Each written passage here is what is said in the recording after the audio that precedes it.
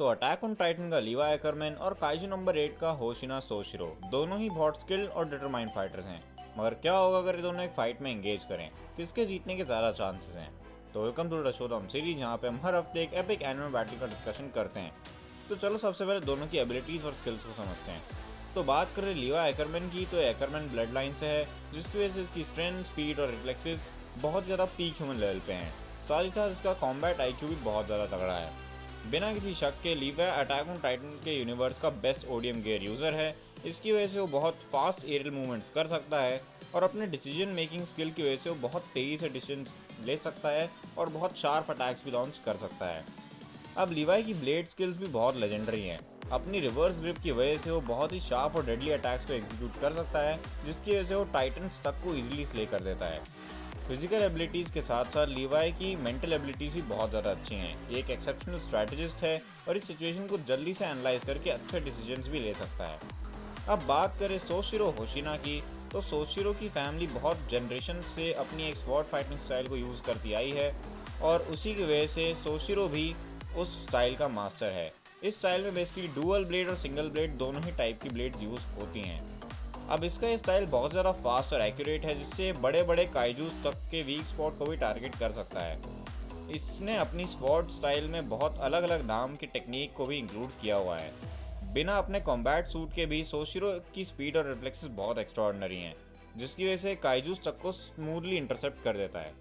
अब क्योंकि सोशिरो defence forces का वाइस कैप्टन है, तो इसके पास एक पावरफुल कॉम्बैट सूट है, जिसकी वजह से इसकी स्पीड, रिफ्लेक्सेस और पावर बहुत एनहांस हो जाती हैं और वो अपना पावर आउटपुट 92% तक अनलीश कर सकता है। इन सब के साथ साथ सोशिरो एक बहुत इंटेलिजेंट फाइटर है, जो कि अपने ओपोनेंट्स की वीकनेस को बहुत क्विकली स्पॉट करके उस पर स्ट्रॉन्ग अटैक्स अनलीश कर सकता है। अब इन दोनों में जीतेगा कौन? अब पिछली वीडियो की तरह इस वीडियो में भी ये एक टफ कॉल है, क्योंकि ये बैटल बहुत सारे फैक्टर्स पे डिपेंड करता है। तो चलो इस पे बात करते हैं। Number 1, close range combat. अब एक छोटी जगह में या फिर एक ह्यूमन साइज ओपोनेंट के अगेंस्ट सोशिरो को एक एडवांटेज होगा, क्योंकि होशिना डिफेंस फोर्सेस का स्ट्रॉन्गेस्ट क्लोज कॉम्बैट सोल्जर है। मोबिलिटी की बात करें तो अब अगर फाइट किसी ऐसी जगह होती है जहाँ पे लीवाई अपना ओडीएम गियर यूज़ कर सकता है, तो होशिना के लिए लीवाई पे अटैक करना बहुत मुश्किल होगा, बट लीवाई जब चाहे मल्टीपल एंगल से होशिना पे अटैक लॉन्च कर सकता है। अब रॉ पावर वर्सेस टेक्निक की बात करें तो होशिना की कॉम्बैट सूट की वजह से उसकी रॉ पावर लीवाई से बहुत ज़्यादा है, बट लीवाई को स्ट्रॉन्ग ओपोनेंट जैसे कि टाइटन से लड़ने का एक्सपीरियंस है, जिसकी वजह से वो होशिना की रॉ पावर से बराबरी कर सकता है।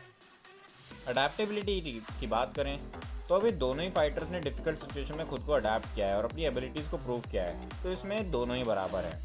अब कंक्लूजन की बात करें तो लीवाई के पास बड़े टाइटन से लड़ने का एक्सपीरियंस है, बट होशिना की स्पीड और स्ट्रेंथ लीवाई से बहुत ज़्यादा है due to his suit, plus उसने बहुत स्ट्रॉन्ग काइजूस तक से फाइट की है, जो कि एक पूरी कंट्री तक को तबाह कर सकते हैं। तो अगर ये बंदा उन काइजूस से लड़ सकता है, तो मेरे हिसाब से लीवाई से लड़ना इसके लिए ज़्यादा हैसल नहीं होगा।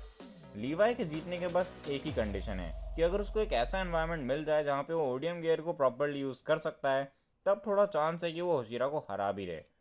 तो गाइस आज के लिए बस इतना ही। वीडियो पसंद नहीं हो तो वीडियो को लाइक ज़रूर करना, चैनल पे नए आ गए थे तो सब्सक्राइब करके ज़रूर जाना, और आपको क्या लगता है इस फाइट में कौन जीतेगा मुझे कमेंट करके ज़रूर बताना। और अगर आप एनिमे का और भी कंटेंट देखना चाहते हो तो मेरे इंस्टाग्राम को फॉलो कर सकते हो। So see you in the next video, till then signing of.